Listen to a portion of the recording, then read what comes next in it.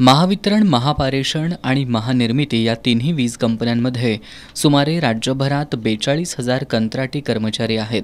आपल्याला कायम सेवेत घ्यावं या आणि अन्य मागण्यांसाठी या कंत्राटी वीज कर्मचाऱ्यांनी कालबद्ध आंदोलन सुरू केलंय.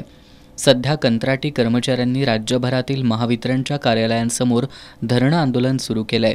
या आंदोलनाची दखल घेत मागण्या मान्य झाल्या नाहीत तर तिन्ही कंपन्यांमधील कंत्राटी वीज कर्मचारी 5 मार्चपासून बेमुदत काम बंद ठेवून धरणं आंदोलन करतील असा इशारा वीज कंत्राटी कामगार संयुक्त कृती समितीने दिलाय. शाश्वत रोजगार हा कंत्राटी कामगारांना मिळाला पाहिजे. सर्वोच्च न्यायालयाच्या निकालानुसार समान काम समान वेतन मिळालं पाहिजे.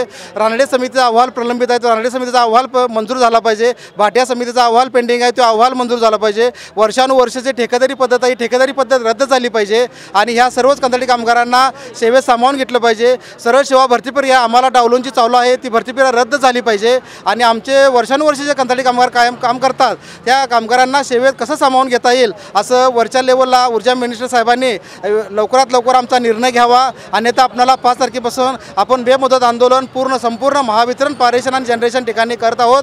प्रशासनाने याची योग्य अशी दखल घ्यावी अशी मी प्रशासनाला विनंती करतो.